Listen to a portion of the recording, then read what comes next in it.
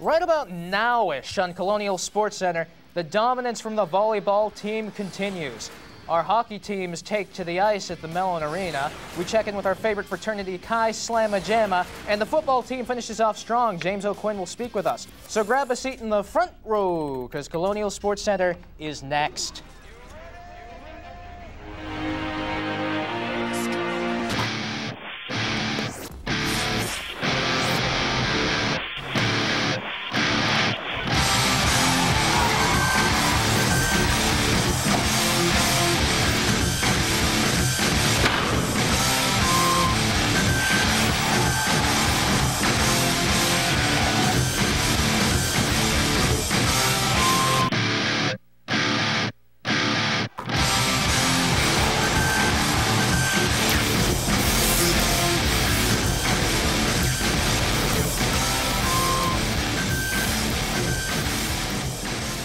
Hey there, thanks for having us and welcome to this tryptophan-free version of Colonial Sports Center. And this show is just like a typical Thanksgiving. Our show is busting at the seams like your uncle's pants after dinner. That's right, folks. It's going to be a wild one. You know, you can tell he's pumped, isn't he? And I believe he has some volleyball highlights. That's why I'm pumped. This women's volleyball team is good.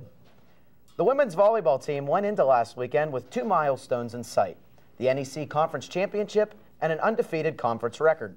The first of these milestones was against the Quinnipiac Bobcats on Saturday. How would the Lady Colonials fare? Let's go to the hard court and find out. The Bobcats in town. There's some sportsmanship, and wait till you see this, the band getting involved. Everybody is pumped up. First set, Stephanie Beidiger serves this one up, bump over to Bennett, who sets up Hannah Veith for the point. One of the 6 kills in the game for Veith. Now, nice dig. Over to Bennett again. Sets up Emily Wolfis, and she's getting involved in the action. Another big point there for the Colonials. Second set now. Bobcats trying to get something going here, but the Colonials are going to have none of that. Look there. Bennett. Over. Tic-tac-toe. And right there is Wolfis again with the kill. She is a star. Moving to the third set. Bennett is going to get set up here. Watch this. This is pretty. Set and boom! One of the whopping 13 kills for Wolfis on the night. Colonials win 25-18, 25-14, 25-17. Rob Thomas here after the game. We're 7-0. Technically speaking, we're co-champions at this point, you know, until the outcome of tomorrow's match. Win the match, which is our goal tomorrow against Central Connecticut. You know, it'll be an undefeated season. It'll be our first one since 2004. And that was, you know, we've got this sort of long list of 24 things that the girls wanted to accomplish this season. And, you know, the past 5 or 6 weeks, we've been doing a pretty good job of kind of sticking to working on those goals. And, you know, we're looking forward to the match tomorrow. Now, what could be better than 1 volleyball game? How about 2? Here they are against the Blue Devils of Central Connecticut State. They're all pumped. The Colonials, they want to keep their perfect conference record. First set, you're going to see Alyssa Bennett setting up Cassie Lee. Donk! Sorry, but you got to keep that in once you touch it. Later on in the first set, you're going to see Alyssa Bennett again, this time setting up Hannah Veith. Bennett with 38 sets, 18 digs in this game. Just as good in the second game, Chris. Absolutely. The Blue Devils trying to get some momentum, but no, you're not going to. Sorry.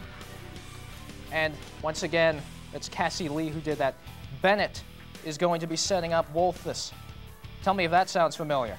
And I would not want to get hit with that ball because that had some zip on it.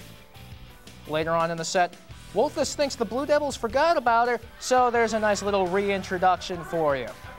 Straight sets for the Robert Morris Colonials. Rob Thomas, why does your team rule so much? A whole lot. I mean, I really attribute to our success over the past 3 or 4 weeks over, you know, those seniors. You know, they, you know, at the end of our match right here, when we got together as a group, I told them I was really proud of them that, you know, their last chance, they kind of took control of their destiny and sort of seized the limelight, you know, seized the championship.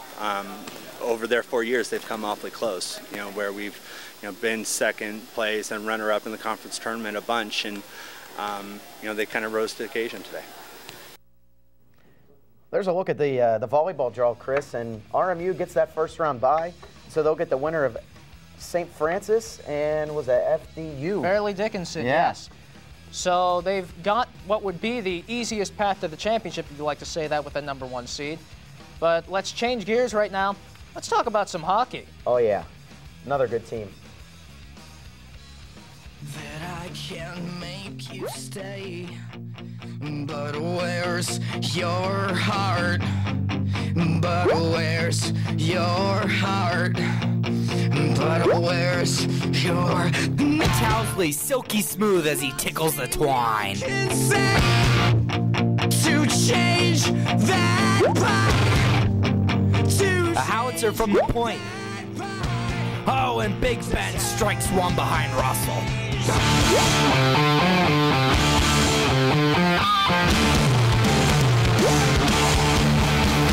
Shot from the point. Oh, and Russell flashes the leather. Ladies and gentlemen, Wes Russell. next to me with words I thought I'd never speak. Awake, lying, unafraid.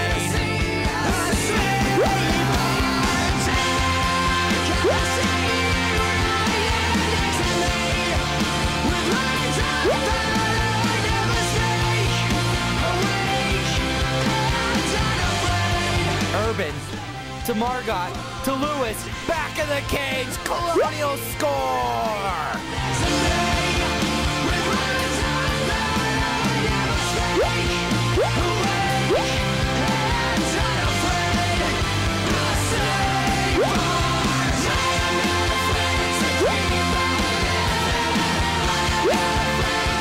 Margot all alone in the slot. He blows one into the cage. Margot buries the hatchet.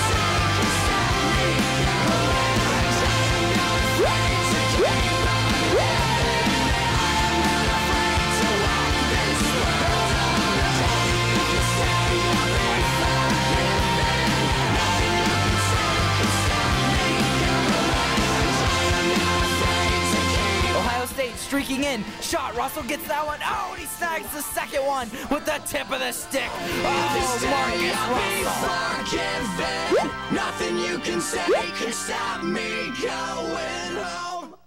Another piece of brilliance from Josh Elsass. RMU versus Niagara. RMU versus Ohio State. One is a crucial early season conference matchup, the other a showdown with a big-time college hockey program. So what could possibly make this pair of hockey games even bigger?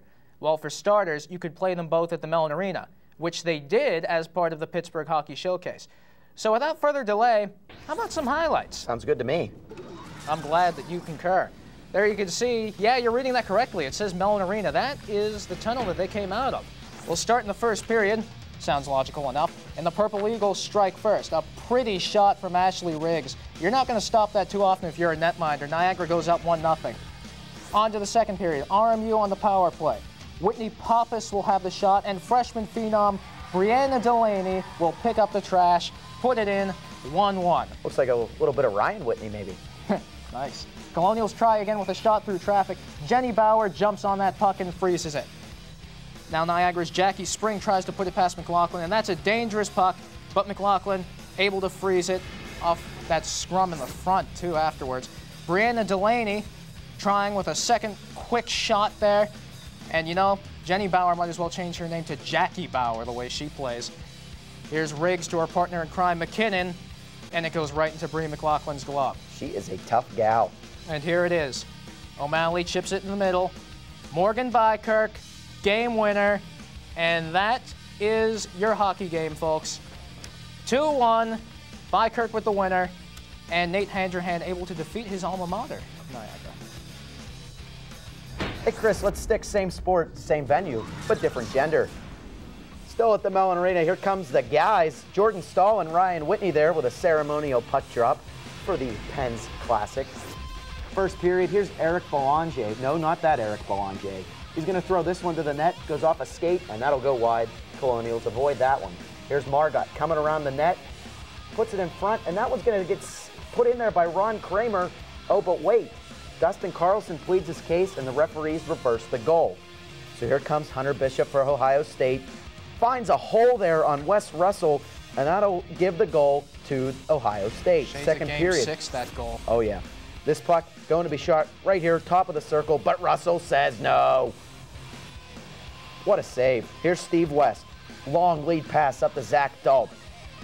Oh, but who's there to pick up the rebound is Zach Peltier. Buries that rebound. Russell loses the helmet. Not good. So now, right off the boards, pretty play. Ian Boots buries it. Ohio State is up 3-0 after 2. Now, third period. Here's Boots again, right to the net. And who's there again? But it's Taylor Shifter, able to poke it in. Bobby Moe takes one in the chin. Ohio State looks like the Red Army team out there, wins 4-0. It was a big night for Colonial hockey at the Igloo, as both the men's and women's hockey teams took to the Mellon Arena ice. Unfortunately, the men's team couldn't get past Ohio State. You know, we had a lot of chances, but not a lot of second chances, and we scored 1 goal in our last 3 games, and it's a little frustrating. I mean, we went up and down the rink fine, you know, but when you don't score any goals, you have to be perfect, right? You know, and we weren't perfect. Despite that setback, it was still a big night for the Colonial hockey program. It was a great event, great for our alumni, great for our university, great for our fans, but disappointing outcome. We're a better hockey team than what we showed out there, at least on the scoreboard, and putting it all together and scoring some goals. The women's team fared better, and their netminder rather liked the atmosphere. That was awesome. We actually had more fans than we thought we were going to have, so that was nice to see. But we worked real hard. It was nice to get a win here with the Penguins play. I know that we got a lot of fans on the team, so they were pretty excited to play here. Her coach also saw the importance not only of the setting, but of the opponent. It was a great experience for our players to be able to come out and play on an ice surface like this. Not very often they get to do that. It was even more important for us to get 2 points playing in conference tonight. The game had a little bit more meaning than just playing at Mellon Arena, so I was very pleased with being able to get the result that we did. We definitely got some things that we got to work on, but all in all, we're very pleased with the experience and the game result. Obviously, I think Bree played very well. She made the saves that she was supposed to make. I don't think she was she was tested a couple times and came up with some big saves for us. Obviously, Morgan scoring the game winner is clutch for her, so clutch for us, and we needed it. And so overall, I think that goaltending pretty much stole the show. And just how did the woman of the hour feel about her game-winning goal? Well, I don't think you could ask for anything better than that. Coach put me out with a different line there at the end, and I haven't really been finishing lately, so I was like, you know what, Morgs, you gotta put one in the net, and it came up that Sarah grabbed the puck and chipped it to me in the middle. So you can't ask for much better than Mellon Arena senior year, and it was a great goal, definitely one that I'll remember. Due to the team's overall good performance, the senior forward had difficulty pointing out the team's best part that night. It's hard to say, every win's a group effort, so I can't really pinpoint anything. We were definitely slow as a team to start, and we came back in the locker room and said we really have to pick it up, girls. We're playing at Mellon. We have nothing to lose. We have CHA points on the line, so I can't really pinpoint one. It was a great group effort, I think. It was a night of mixed results for the Colonial hockey program, as the women's team was able to win in the dying moments of the game, while the men's team was unable to defeat the powerhouse Ohio State Buckeyes. But one thing that was not mixed were the feelings of pride felt by the players on both teams, as they participated in a unique event that will hopefully become a staple of the Pittsburgh hockey community for years to come. Reporting from Mellon Arena, Chris Baginski, Colonial Sports Center. Well, there I was, and here I am for Game 2 of this doubleheader. Back in the familiar confines of Clearview Arena, some would call it awfully cozy. It is. First period. I've been there. I'm sure you have many a time, seeing how you're a great hockey fan. Delaney from behind the net, brilliant. 1-0 Bob. On to the second period. Jenny Monteleone, shot from the near point, able to sneak that one past Bauer. 2-0 Roberto, but nothing lasts forever, not even cold November rain. As here's Ashley Riggs to her partner in crime, Mary McKinnon, into the net. A power play goal, but it's still 2-1 to Robert Morris. That is until Carol Edwards banks it off the boards. This is a shorthanded opportunity for Autumn Stunts, who outskates the D, goes 5-hole, and ties this game up at 2. Now on to the third period. And you are about to see Ashley Riggs put this game away. Am I going to pass it? Going to pass it? Nope, going to shoot it. going to score, going to win the game. 3-2, the final score of this contest. They're unable to get both games this weekend, are the Colonials. Never good to lose to a team in purple, Chris. And my friends, we're just getting started on this Thanksgiving edition of CSC, so don't get all tryptophaned out. We're coming back after these messages with some football and some hoops.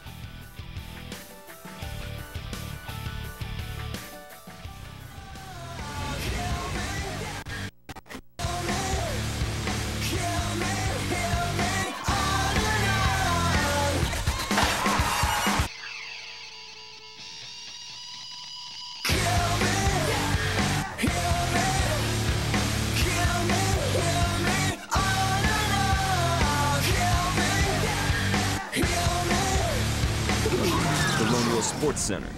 You ready? CSC, we're the sports show with the ugly mic flag. When ugly reporters use our mic flag, they are beautiful. You, sir. Yeah? Would you consider yourself an ugly reporter? Well, I wouldn't consider... You're a very ugly reporter. Here, try this. Okay. Look, you're a beautiful reporter. CSC! Hooray, CSC! Hooray, CSC! Says the beautiful reporter. Endurance. Commitment. Sacrifice. Rowing is the ultimate team sport. The Robert Morris University Women's Rowing Team is looking for walk-ons. If you're strong, athletic, and have a great attitude, we'd love to have you on the team. You have nothing to lose.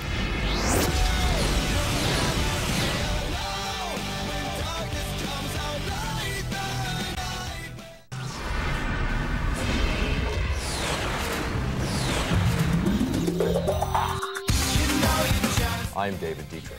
And I'm Susan Defino.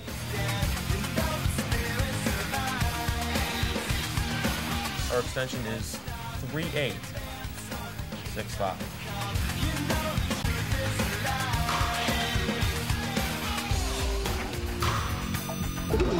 Colonial Sports Center. You ready?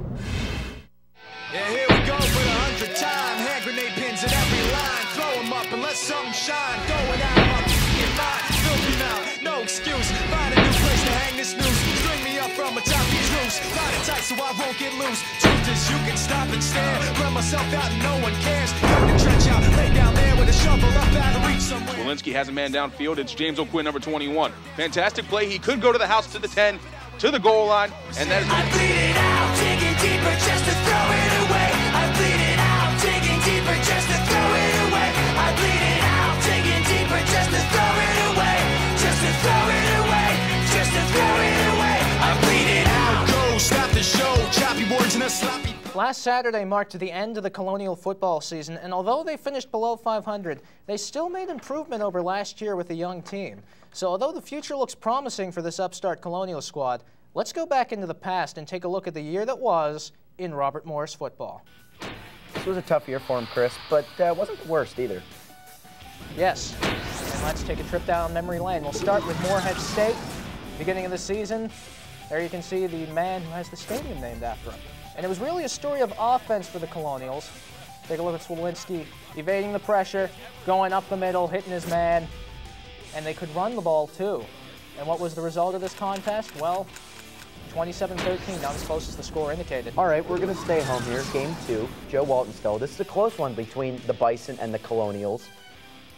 The key to this one, Chris, was going to be a field goal. You know why? Because it was 17-10 after Miles Russ goes here. Yeah, he runs fast. And then Garrett Clausen has this field goal blocked. So the Colonials fall 17-14. Heartbreaker. It really is. And to make matters worse, their next game was the first game on the road. They traveled to Dayton. That video is awful. Against the Dayton Flyers. But it's all we got, Ed. There you can see the interception, pick 6 into the end zone, which has entirely too much writing in it. And their offense did well, too.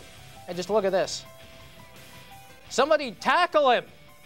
But nobody does, unfortunately, and it's, again, into the end zone. Walton forgot to write that one on the game board. 31-14. Monmouth Hawks here at the Joe Walton in town. This is the NEC Conference Opener, and not pretty for Bobby Moe.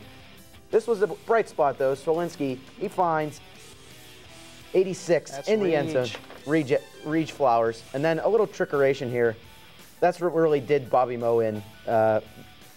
Monmouth not able, Bobby Moe not able to come up with Monmouth. They lose that one.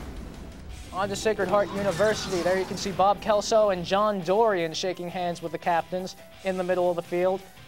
And there you can see going to the corner of the end zone. This was not another proud moment for the Colonials. They weren't able to pull out this one on the road.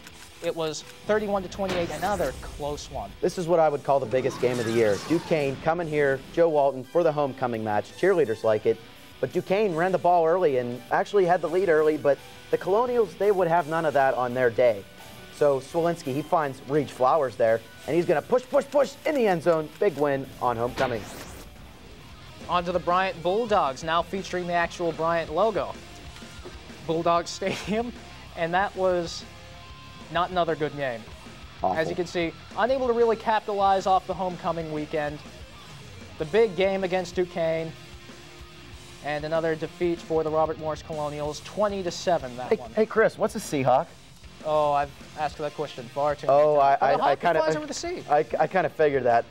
Another road game here for Bobby Moe. This one not pretty as well. Key in this one, they win this one because of the 6 turnovers they caused. Big win, 35-3. 35-3. Could they capitalize off that? They will go back to the Jowa to play the Blue Devils of Central Connecticut State. There you can see going with the option, deciding to keep it, but Swalinski going deep. 27-14 was the result of that one. This would be the worst game of the year for Robert Morris. Cheerleaders trying to keep everybody positive, but the Albany Great Danes, well, they looked like a dog, and they treated Bobby Moe like a dog most of the day. Colonials really couldn't do anything. Albany just scored all over the place. Lose this one, 41-7. That's the case. They should treat their dogs better. Anyway, this is the final game of the season. This was just last Saturday at the Golf Field against St. Francis, PA. Some handshakes. Senior day for St. Francis. They start up 6-0. This is the second quarter. Swalinski evading boatloads of pressure, and he delivers to James O'Quinn, 64 yards up the middle. That'll make it 7-6 RMU. And hopefully we'll get a chance to talk to him later tonight. I mean, that would be nice. You know, we can have a big game. Maybe.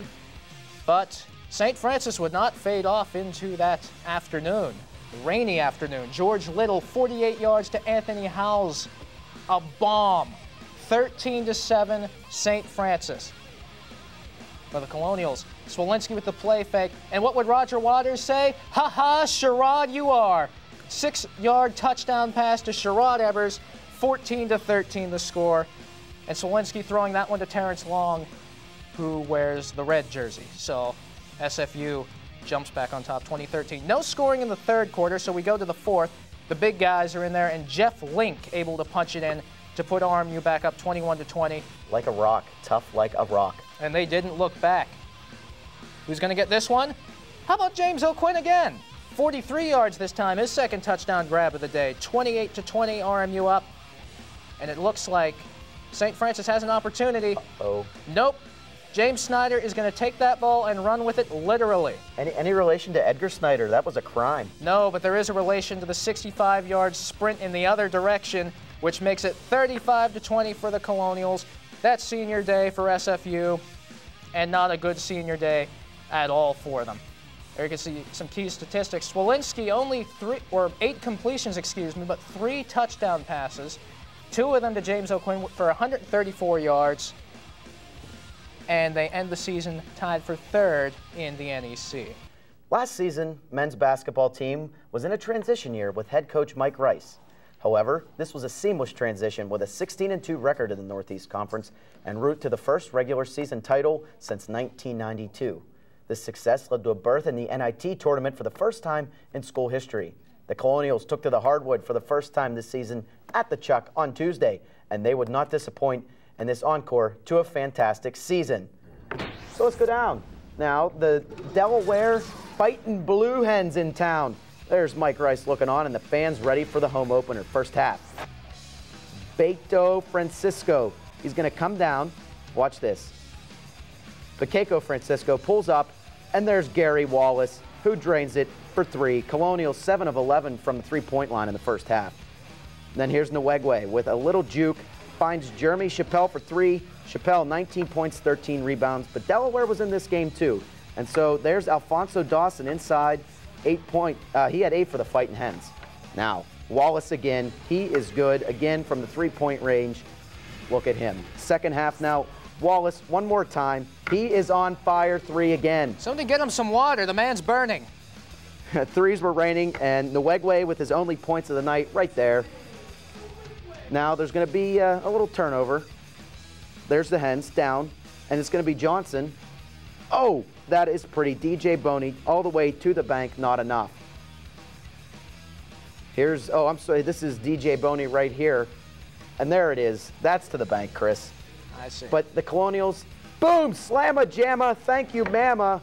Colonials win 86-75, 6 players in double figures. And their next game is going to be the 22nd versus Rutgers at 8 p.m. And that's going to be a big one, Chris. Yeah, tough team from the Big East. I had a chance to catch up with Coach Rice after the game. The Colonials were able to pick up the win in their home opener due to the great play from seniors, such as Jeremy Chappelle, who led the team with 19 points and 13 rebounds. My seniors stepped forward. Bateko, Jeremy certainly, but Iffy has never had a game like this, I don't think, in his career. Since, CYO. Iffy was aggressive, he was focused, and if we get play like that from our seniors, I think we'll be all right. The leadership from the seniors has had an effect on the character and the performance of younger players. Gary Wallace is certainly he's becoming our leader, on the floor leader, and Gary's a sophomore who has tremendous athletic ability, and Gary just kind of settles us down. He's a strong, athletic type, but he's certainly a calming influence to us on the floor. With it still being early in the season, not all of the kinks in the game plan have been worked out. Again, we have to learn from it and see what happens. It's a long season. Who knows what's going to happen if maybe we'll go 1-26, but right now I like our chances. The expectations are set high for this team, and Coach Rice has no intention of lowering them. We have 3 goals. The short term is to improve every day. Second one is to win the conference, and of course, the third one is to finish off what we did in our ultimate goal in going to the NCAA. If the team can display this effort in the rest of its games, there will definitely be a bright future ahead. From the Sewell Center, Ed Albert, Colonial Sports Center. All right, now let's take a look at the rest of the next upcoming games in the season here. As we mentioned, Rutgers on the 22nd, and the other big game I see there is December 4th, St. Francis. That's a conference game, Chris. It's going to be big. As all conference games are, big. yes. Oh, yeah. Cassie Lee and Elena Gibson are 2 of the reasons why the volleyball team is flat out jobbing other teams in the NEC. So far, they've got a clean slate. They're undefeated. So the impressive bunch that we are here at CSC thought we would give our best crack at them. Todd Lewis and Clark Cairns were on the hardwood with the Colonials' dynamic duo.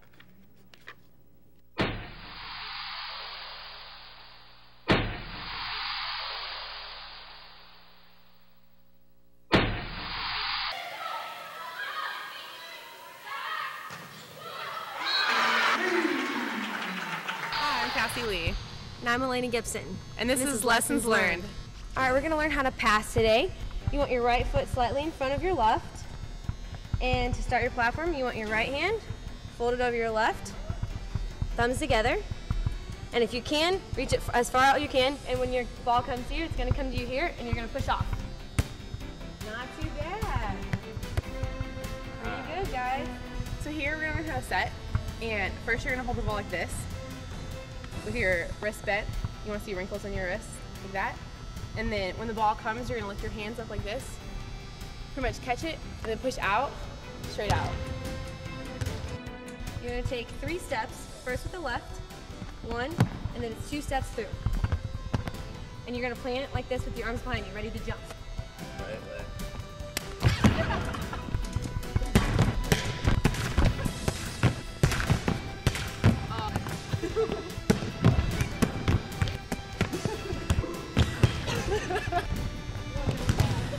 Alright, you guys ready to learn serving? Yeah. Alright, you're going to toss and step.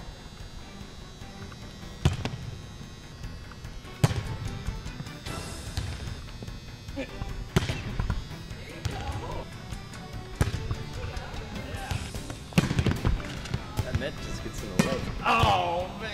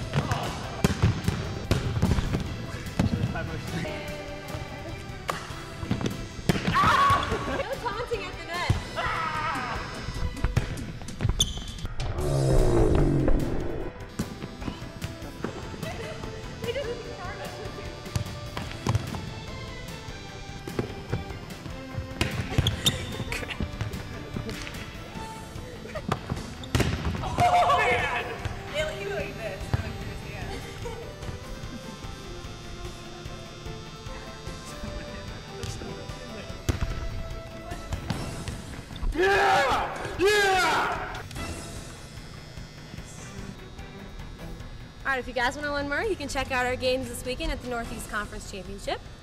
And thanks for watching Lessons Learned. Ricky's go Shag. And coming up next, my favorite segment and yours, the Fave 5 Plays of the Week. So you do not want to go anywhere. Here at Colonial Sports Center, we train terribly hard in order to provide you with the best show possible.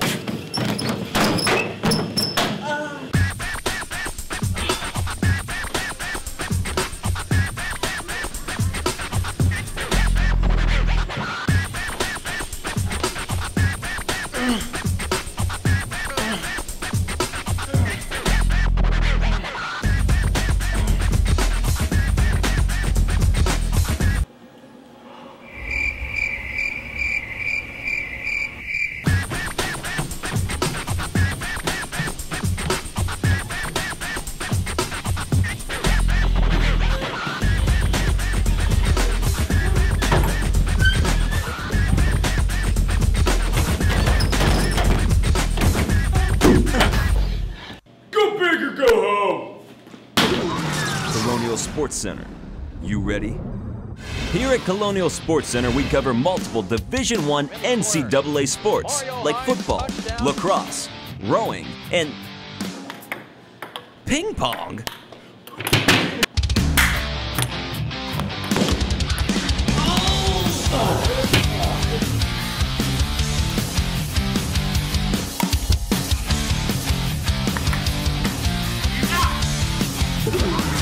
Colonial Sports Center. You ready? Here at Colonial Sports Center, we train terribly hard in order to provide you with the best show possible.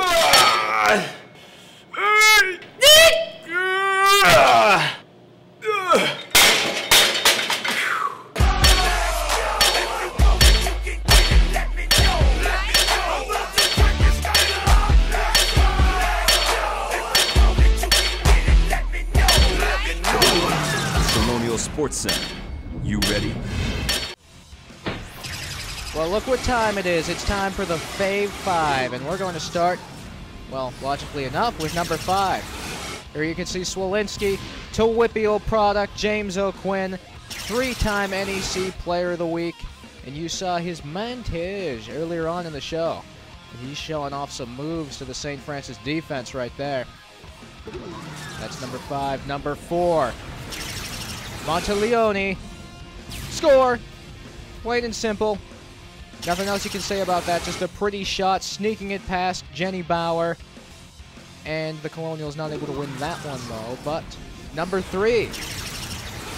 St. Francis looking for momentum. They could very well tie the game on this drive. Oh, no, wait, they can't, because James Snyder took the ball, and he's running very fast in the other direction. That'll be 6, and that'll be a Colonials win for the final game of the season. Number 2, the climactic finish to the college hockey showcase. That's Morgan Bykirk getting it from O'Malley and scoring 2-1, the final score, as the Colonials able to defeat Niagara. And number 1, our dominant volleyball team. There can only be one, but in this case, there will be 2, because the volleyball team is just that special. Special! So special. Special! And that is your Fave 5 Plays of the Week.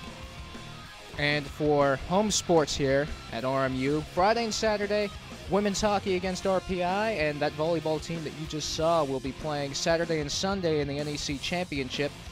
And the men's team for basketball takes to the hard court 7 p.m. Tuesday. You can watch tonight's episode of Colonial Sports Center tomorrow, or actually, well, the graphic says tonight. But you can watch all your favorite episodes, including the ones from the Brian Turpak Light Bulb era. You can also contact us about the show. You can see us every Thursday at 9:30, as well as these fine RMU-TV programs. So, for Ed Albert, I'm Chris Baginski. All of you, have a happy Thanksgiving. Good luck for finals, and we'll see you on the flip side.